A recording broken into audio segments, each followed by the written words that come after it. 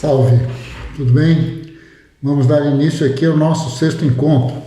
E esse sexto encontro vai dar continuidade, como já tínhamos prometido, a essas discussões sobre o significado de paisagem, até que a gente, lá pelas tantas, consiga, de fato, construir um conceito sobre essa categoria e ela, com o seu conceito, se tornem ferramentas claras e passíveis de serem utilizadas no nosso trabalho enquanto produtores do discurso geográfico.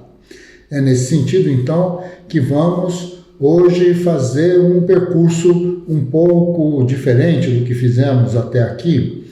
A gente vai discutir um pouco esta relação entre paisagem e arte, só para a gente ter um pouquinho mais de ferramental, poder perceber um pouco melhor o que afinal de contas está por trás de tudo isso, de todas essas proposições, de todas essas reflexões.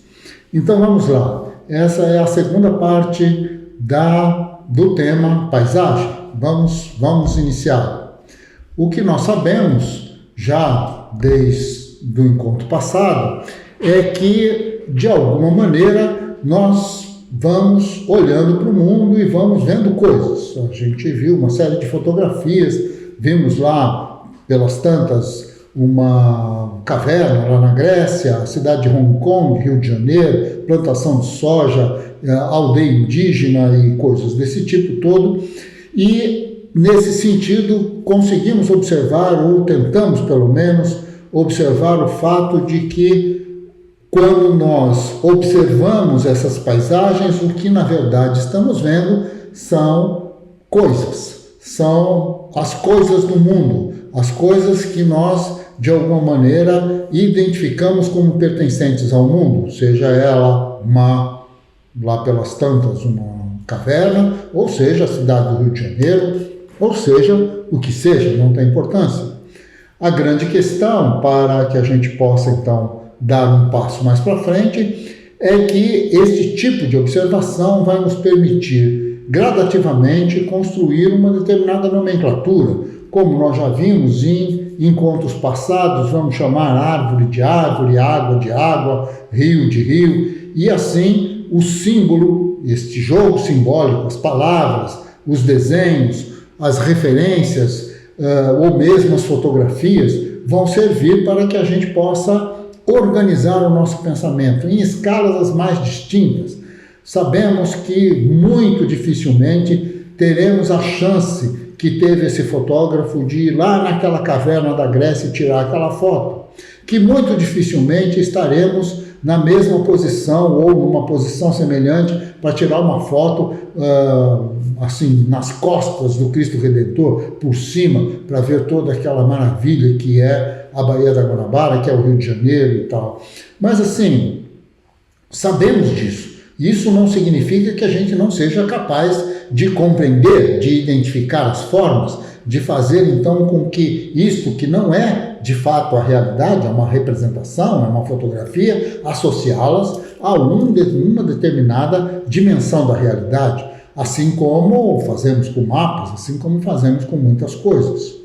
O mundo, portanto, ele se apresenta para nós neste jogo. Num jogo da materialidade, da relação, das necessidades, do fato de que estamos aqui e precisamos então comer, dormir, sobreviver, trabalhar, fazer, não fazer, resistir e assim por diante, mas a gente precisa também, para que isso possa ocorrer, a gente precisa de linguagens, a gente precisa organizar o pensamento. Então nós vamos aprender, o significado das cores, o significado da música, dos sons, o significado das formas, e vamos aprender, inclusive, a matematizar as relações. Sabemos perfeitamente que o número 1 não existe, nem o 2, e muito menos o 3. Agora, sabemos que se a gente pegar todos os números e jogar no lixo e a gente esquecer da sua existência uma parte considerável das ferramentas que nos permite organizarmos em relação ao mundo, bom, essas ferramentas vão desaparecer e estaremos, de fato, numa situação bastante complicada. Então, de alguma maneira, esta coisa vai nos levando a um conjunto bastante interessante de proposições. Um deles é uma espécie de revolução que vai fazer, então, com que nós tenhamos a percepção do mundo que temos hoje, possamos compreender o mundo tal qual a gente compreende hoje. Vamos conversar um pouco sobre isso e vamos, inclusive, identificar o fato de que a pintura e a música, de alguma maneira, foram precursores, estiveram na vanguarda, digamos assim, dessa grande renovação do pensamento que virou o Renascimento, o Iluminismo, as novas maneiras de se pensar e organizar o conhecimento humano a partir, principalmente, do século XIII. E viver no mundo, enquanto fonte primária de representação, é o nosso negócio. Isto é, nós não conseguimos mais olhar para uma parede sem que a gente saiba que é uma parede, que significado ela possui, por que a porta está fechada ou aberta, por que isso, por que daquilo, o que é uma porta, e assim sucessivamente, como funcionar no mundo. O nosso processo de educação, desde o dia em que nascemos até o dia em que morremos, tudo aquilo que nós aprendemos em relação ao mundo é sempre esta relação entre a materialidade, a necessidade e a capacidade de transformar tudo isso numa ordem do pensamento. E esta ordem do pensamento é impossível de ser feita se nós não utilizamos um conjunto de códigos, um conjunto de símbolos. Então, neste momento, nós vamos nos aproximar de uma outra expressão, do mundo, isto é, nós vamos trabalhar um pouco esta relação entre paisagem e arte, de como que a arte, de alguma forma, foi se apropriando dessas relações com o mundo, com a sua materialidade e com as suas interpretações, porque, afinal de contas, um quadro, por mais perfeito que ele seja, uma foto, por mais bem tirada que ela seja, ela é somente uma foto, aquilo é somente um quadro. E, portanto, não é o mundo que está ali representado. O que ali está representado é a maneira como um determinado autor, com a sua técnica, com a sua capacidade, com a sua máquina, ou seja lá o que for, foi capaz de falar sobre o mundo. O mundo não é... Claro, a partir do momento em que nós fazemos um quadro ou tiramos uma foto, este quadro, esta foto, fará parte do mundo. Mas aquilo que está representado ali é aquilo que está representado ali. Isto é uma representação. O mundo, de fato, que a gente quer representar é lá o fenômeno com o qual nós estamos dialogando, tensionando, ou seja lá o que for. Então, nesse sentido, vejam essas imagens. Essas imagens, elas são vitrais, fazem parte de milhares e milhares e milhares de templos católicos por todo o mundo. Mais parecidas com essa, menos parecidas, ou essas especificamente. Mas, de qualquer maneira, o que temos aí são vitrais, são representações do mundo. O que nós queremos é contar uma história, nesse caso. Aí a história dos santos, o que aconteceu com eles, como que essas pessoas se encontraram, desencontraram, como é que foi construída a igreja e assim sucessivamente. É toda uma história em quadrinhos que dentro do vitral, dentro do próprio templo, vai contar então para o fiel ou para aquele que está ali observando algo. Se a gente considerar que uma parcela considerável da população desse período era analfabeta, a ideia de contar histórias através de imagens é uma ideia interessante. As coisas são contadas por aí. Agora, a dificuldade que está colocada em tudo isso é que uma parte considerável da produção artística de todo esse período, que nós chamamos genericamente de Idade Média, eu gosto mais da ideia de feudalismo, mas assim, esse período todo, ele vai ter uma dificuldade imensa de representar as coisas em perspectiva. Isto é, as imagens parecem sempre um pouco chapadas, falta profundidade, falta distribuição e tal. O que nós sabemos com relação a isso é que, a partir do século XIII, fundamentalmente, há uma mudança considerável na percepção dessas coisas. Esta mudança, uma delas, vai estar associada justamente à noção de perspectiva, a noção de que existe um ponto de fuga, de que existe toda a possibilidade de, através de cálculo matemático, geométrico, a gente ir pintando uma coisa para perceber na mesma tela que ela tem profundidade, que existem coisas que estão ao fundo, que existem coisas que estão na frente, existem coisas que estão acima, existem coisas que estão abaixo. E tudo isso, do ponto de vista deste mundo do século XIII, XIV, XV, vai ter um papel fundamental, porque vai expressar toda uma hierarquia. A grande maioria dessas obras estão associadas à noção de religiosa, não é? Então, a ideia da existência da divindade, da existência do pecado, da existência do perdão, do céu, do inferno, e, essas coisas todas, elas vão aparecendo de uma forma mais realística. Isto é, elas se expressam para o seu observador de uma maneira em que ele pode identificar tanto o pecado quanto o perdão, tanto a violência quanto a bondade, tanto os sentimentos humanos numa determinada hierarquia, a presença da divindade dentro de uma determinada hierarquia. No caso, por exemplo, desta imagem que vocês estão vendo, que é um tríptico feito por Hieronymus Bosch, já há muitos séculos, e é um dos mais importantes quadros. Hieronymus Bosch era nós chamaríamos hoje de holandês, né? Vamos pensar assim, mas, a situação era outra.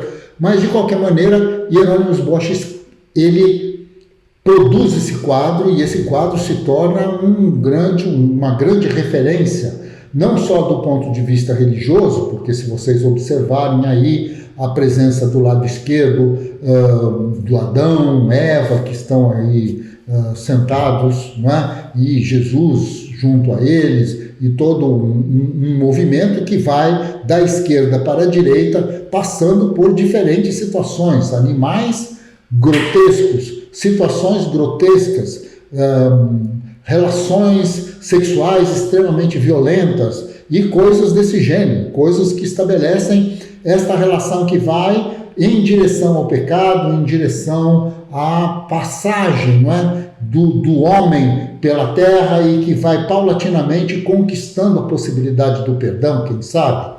Então, nesse sentido, o tríptico de Bosch é uma das imagens, um dos quadros mais icônicos da sua época, não é? E, nesse sentido, é que a gente vai ver uma grande revolução no significado da percepção disso que veio a ser chamado de paisagem. A paisagem passa a ser, então, um elemento fundante, só que este observador, que não tinha técnica, não tinha domínio técnico para colocar os elementos do paisagístico nos seus devidos pontos, ao fundo, à frente, distribuí-los, portanto, fazer este movimento da distribuição, né, da hierarquização dos elementos, do que é que ele quer que seja importante, esteja no primeiro plano, esteja na parte superior, esteja dominando a imagem. Então, tudo isso são questões que somente a partir do século XIII, XIV, elas começam, então, a tomar sentido. Este quadro que nós temos aqui, que é do Da Vinci, a Santa Ceia, do Leonardo da Vinci, ela tem todos esses elementos já, talvez até mais apurados, não é? Porque Leonardo da Vinci, ele chega inclusive a desenvolver uma grande reflexão sobre essa questão da geometria e do ponto de fuga. Se vocês observarem a presença de Jesus na Santa Ceia, exatamente no meio, o posicionamento dos apóstolos que estão colocados aí, o fundo, a existência de um fundo, de algo que está delimitando a área onde geometricamente se coloca então a mesa com toda a comida e tal. Quer dizer, essa coisa da perspectiva, de a gente olhando e aparentemente as coisas vão se afunilando. Lá atrás, as janelas, a porta e atrás ainda um campo com algumas construções, um céu todo azul. Então, o teto, não é? Tudo isso envolve uma técnica extremamente interessante e importante que vai dar uma outra configuração para o sentido da percepção e da organização. Porque, vejam bem, nós sabemos, eu vou aqui fazer uma relação talvez até um pouco simplória, mas o objetivo é tentar explicar. Nós observamos coisas desde que nascemos, mas não fazemos a menor ideia de que coisas são essas. A ideia de que, de alguma maneira, existe ali um adulto falando conosco, às vezes, alguns até com muito carinho, outros nem sei, talvez nem tanto, mas de qualquer maneira, esta relação com o adulto nos faz transformar, então, o plano da pura percepção num plano da percepção ordenada. As coisas passam a ter nomes. Bom, aquilo que me pertence, o meu pé, a minha mão, o meu braço, bom, mãe, pai, cadeira, comida, bom, essas coisas todas, elas passam a ter nomes. Elas passam a figurar na minha cabeça não só enquanto coisa, mas coisas associadas a determinadas relações simbólicas. E esta relação simbólica e a coisa estão associadas entre si dentro de determinados processos. O berço é para dormir, se é que se tem berço, aí a comida e assim sucessivamente. Essas coisas elas estão interligadas. Isso significa, a princípio, que a apropriação de determinados códigos, de determinadas relações, de determinadas possibilidades até, de se construir o pensamento, muda a qualidade daquilo que é a nossa relação com a própria coisa.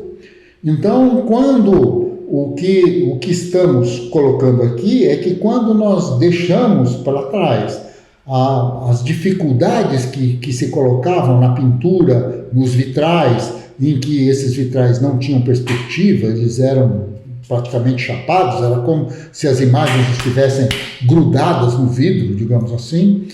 A existência, né? Quer dizer, o desenvolvimento técnico que nos permite, então, ver a profundidade, ver o mundo distribuído, ele muda a nossa possibilidade de pensar a mesma coisa. Porque, diferentemente do mundo na sua cotidianeidade, um quadro como esse, que foi pintado lá pelo Leonardo da Vinci, ele existe até hoje e ele pode ser observado. Você pode chegar lá e, ficar olhando e vendo e tentando pensar como nós estamos fazendo aqui, o que afinal de contas passou pela cabeça desse figura para construir uma coisa como essa. Ou então, o que aconteceu com a cabeça desse figura chamado Picasso para construir um quadro como esse. Nós sabemos que Guernica está associado, é o nome de um povoado, de um pueblo, de uma pequena cidade aqui no norte da Espanha, e que este lugar foi, em 1932, se não me engano, mas não tenho certeza, a memória aqui me falha, foi simplesmente bombardeado pelas tropas alemãs, pelas tropas do Hitler. Na verdade, havia um acordo entre aquele que estava tentando assumir, né, a ditadura, ou o poder de Estado aqui na Espanha, que era o Franco, e os seus namoros com o nazismo alemão e o fascismo italiano. Antes da Segunda Guerra, ainda, já havia uma espécie de necessidade de se testar os equipamentos militares que estavam sendo desenvolvidos, principalmente, neste caso, a aviação alemã, que teria um papel fundamental na conquista da Europa e na tentativa de se conquistar a União Soviética. Muito que bem, neste movimento, o Franco e Hitler chegam a um acordo e essas aeronaves então vão passar sobre Guernica, exatamente num dia lá que tinha uma feira, estava todo mundo na rua, e vão testar para ver se aquelas bombas funcionavam mesmo, se quando caíam elas explodiam, e aí mata um monte de gente. Isto ficou na história. E para uma exposição que aconteceu em Paris nessa época, Picasso então recebe a missão, sei lá, de alguma maneira, tem um monte de histórias que envolve a venda desse projeto e tudo mais, e o que colocou Picasso sob o olhar crítico dos moradores de Guernica. Depois tudo isso se ultrapassou, mas não importa. A grande questão é que Picasso faz este quadro, e ele vai ser feito então no formato de um conjunto de triângulos e de linhas retas que vão tentar mostrar não exatamente a profundidade ou não, mas a violência que envolveu esse tipo de ação por parte do exército nazista num povoado espanhol. E isto tudo, então, vai nos dar esta condição de vocês observarem aí a boca desse cavalo, a situação desta mulher com esta criança no colo, a situação, então, dessas mulheres todas, né, que estão aí, que estão sendo observadas e desesperadas e participando ou sendo vítimas, né, desse processo de bombardeamento, né, que foi provocado e foi então realizado pelas forças armadas, pelas aeronaves alemãs e etc. Muito que bem, então nesse sentido, tanto a primeira imagem dos vitrais quanto a segunda do Hieronymus Bosch, quanto Leonardo da Vinci, quanto essa de Picasso, de alguma forma vão tentando mostrar a cada um de nós diferentes maneiras, em diferentes épocas, de se olhar o mundo, de se ver as imagens e as formas no mundo. Formas essas que, de alguma maneira, para que possam ser expressadas, no caso de Picasso, elas precisam ser completamente deformadas. Enquanto que, no caso de Leonardo da Vinci, que também não viu a Santa Ceia, obviamente, mas a imagina e na sua imaginação a constrói de tal maneira que ele tenta ser o mais realista possível. Por outro lado, o quadro, né, que nos apresenta Bosch é um quadro que nos coloca frente a um conjunto de situações absolutamente imaginárias, como se nós estivéssemos no interior de um violento pesadelo. É quase que uma antecipação do que aconteceria com a arte no século XX, mas que nesse momento está diretamente relacionada a este movimento entre o pecado e o perdão, e o mundo e o paraíso, bom, essas coisas todas que envolvem uma obra de arte desse período.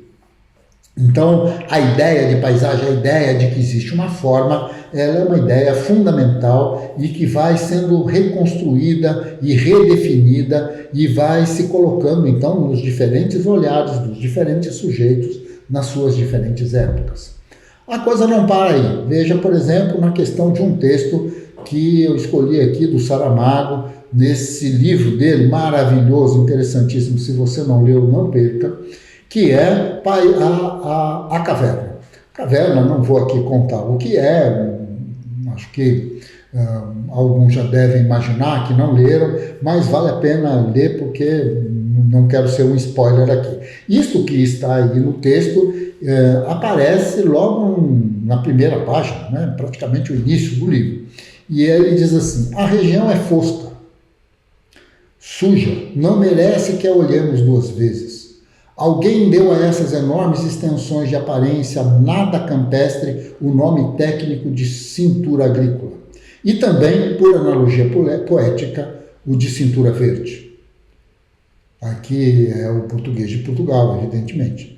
Mas a única paisagem que os olhos conseguem alcançar dos dois lados da estrada, cobrindo sem solução de continuidade perceptível muitos milhares de hectares, são grandes armações de teto plano, retangulares, feitas de plástico de uma cor neutra, que o tempo e as poeiras, aos poucos, foram desviando ao cinzento e ao pardo.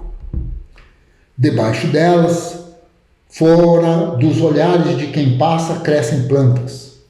Por caminhos secundários que vêm dar à estrada, saem, aqui e além, caminhões e tratores com atrelados carregados de vegetais. Mas o grosso do transporte já se efetuou durante a noite. Estes, de agora, ou têm autorização expressa e excepcional para fazer a entrega mais tarde, ou deixaram-se dormir. Nesse sentido, então, temos aí um personagem, né, do texto do Saramago, que vai observando o mundo e que vai identificando, então, este movimento e essas formas, e tentando, até distribuí-las, tentando identificar significados. Uma outra forma de se entender o mundo, de se entender as formas do mundo, aqui temos uma letra de música do Catulo, da Paixão Cearense, uma música bastante antiga, que é o Luar do Sertão. O Luar do Sertão é uma coisa maravilhosa e que se estabelece exatamente nesse contexto, não é? De observar as formas do mundo e buscar nelas algum tipo de significado. Não há uma gente ou não um luar como este do sertão. Oh, que saudade do luar da minha terra. Vejam o como se descreve, né? E o como o paisagístico vai se constituindo como elemento fundante, né? O paisagístico, isto é, a observação das formas, vai se constituindo como elemento fundante de todo um discurso e de uma maneira de se entender o mundo. Lá na serra, branquejando, flores secas pelo chão, este luar, cada cidade tão escuro, não tem outra saudade, não tem aquela saudade do luar lá do sertão. Isso é maravilhoso, né? Quer dizer, este homem ou mulher, não importa, mas que está na cidade e que ao olhar a lua da cidade não consegue mais ter esta relação afetiva que ele tinha com o luar quando vivia no sertão, quando vivia fora da cidade, porque o luar da cidade não é o luar do sertão, não tem o mesmo sentido. Isto é interessantíssimo. A lua nasce, lá no sertão, né? A lua nasce por detrás da verde mata, mas parece um sol de prata prateando a solidão. E a gente pega na viola que ponteia e a canção é a lua cheia ao nascer do coração. Coisa mais bela desse mundo não existe do que ouvir um galo triste no sertão se faz luar. Parece até que a alma da lua é quem diz, canta, escondida na garganta desse galo a soluçar. É uma coisa muito louca isso. Ah, quem me dera eu morresse lá na serra, abraçado à minha terra e dormindo de uma vez, ser enterrado numa grota pequenina onde à tarde a sururina chora a sua viuvez. É muito interessante como esta noção da forma, ela é, na verdade, a noção, neste caso, da memória, da comparação, da condição de se fazer uma pergunta básica que é: onde estou, afinal? Não é? Muito que bem. Outro exemplo aqui para a gente terminar essa nossa reflexão, ela está colocada numa música do Tom Jobim com a Luiz de Oliveira, que é Inútil Paisagem, que no caso gravada pelo Tom Jobim e pela Elis Regina. Pelo menos isso é o que eu coloquei aqui. Mas de qualquer forma, a grande questão é que está lá este eu lírico, sabe-se lá, completamente perdido, andando pelas praias do Rio de Janeiro, mas muito só, desesperadamente só, porque perdeu o seu amor, porque já não tem mais, né? A vida perde o sentido. E este perder o sentido da vida, ele conta nesses versos da seguinte maneira. Ele pergunta, mas para quê? Para que tanto céu? Para que tanto mar? Para quê? De que serve essa onda que quebra no vento da tarde? De que serve a tarde? Inútil paisagem. Este homem desesperado, este eu lírico desesperado, não é? Que olha o mundo, olha as formas do mundo e não vê sentido nas formas do mundo. porque as relações que ele tem com o mundo se significam nas relações que, bom, ele acaba de perder ou, bom, está desesperado em função desta solidão, da perda do seu amor e etc e tal. Muito que bem, a paisagem, portanto, ela vai tomando seus formatos absolutamente sofisticados, como neste caso, em que a ideia de tarde, que é uma dimensão muito típica de identificação das relações com o tempo, a tarde é uma paisagem, a tarde é uma inútil paisagem. Esta tarde que, de alguma maneira, tem a sua luminosidade, tem o seu sentido, tem o seu movimento, tem o seu jeito de ser, mas nesse momento, para este poeta desesperado, a tarde é uma inútil paisagem. Isto é uma questão de fundamental importância. A arte, nos seus diferentes percursos, nos seus diferentes movimentos, nos seus diferentes movimentos, vai fazer da forma também o sentido de reflexão e de percepção do mundo, tanto quanto nós vamos fazer, às vezes, sem tanta arte, sem tanta beleza, mas vamos fazer o nosso discurso sobre o mundo, isso que nós chamamos genericamente de discurso geográfico. Muito bem, paramos por aqui e no próximo encontro a gente continua. Um abraço e até lá!